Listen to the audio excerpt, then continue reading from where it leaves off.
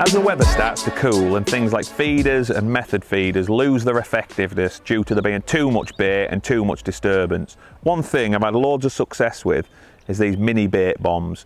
And what these allow you to do is feed a small amount of bait inside of the bomb, nice and accurately to the area you're fishing, with minimal disturbance and minimal bait to upset fish that really don't want to feed. It can be a really successful tactic. Now, one thing I like to do when I'm using these is look to use the lightest bait bomb I can possibly get away with. That creates less disturbance and means I'm less likely to spook wary winter fish.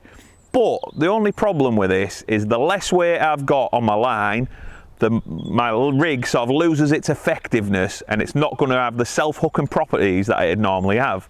So, to get around this and improve the self-hooking properties of my rig, I like to use one of these mini lead clips.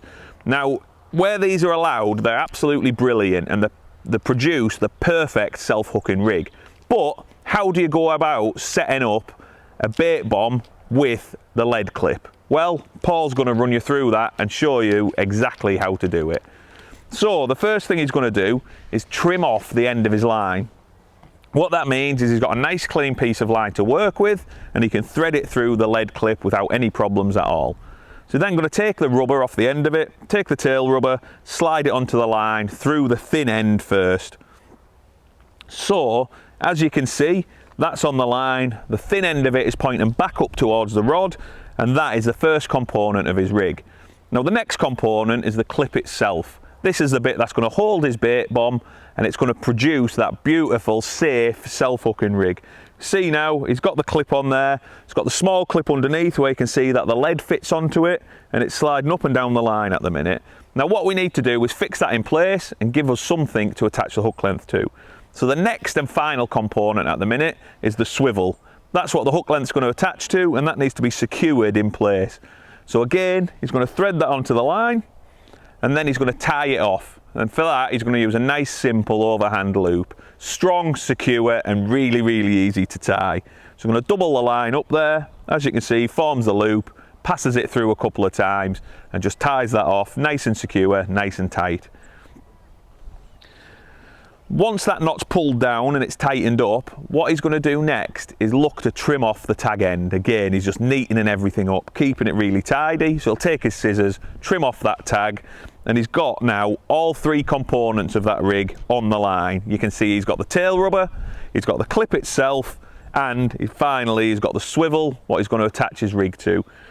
So that lead clip itself will pull down onto the swivel, that'll secure that in place, nice and neat and tidy. Once he's done that, he can then look to attach his bomb, lead, or in this case his bait bomb to it. So we're going to take his bait bomb next, and he's going to put that onto the clip itself.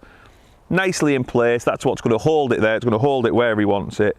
And the final thing to do now is slide that tail rubber down, most importantly making sure it goes both over the clip and over the rest of the setup. So it's all fixed in place, and as you can see, if he moves that about from the swivel, from the line, the bomb isn't going to go anywhere, it's fixed totally in place.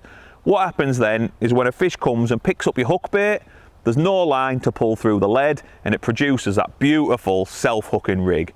But most importantly, it's all very, very safe.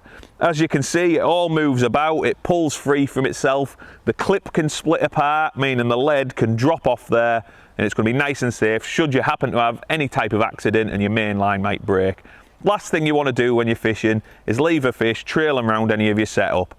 And what this does is give us the perfect, safe and secure setup with all the self-hooking properties you're looking for.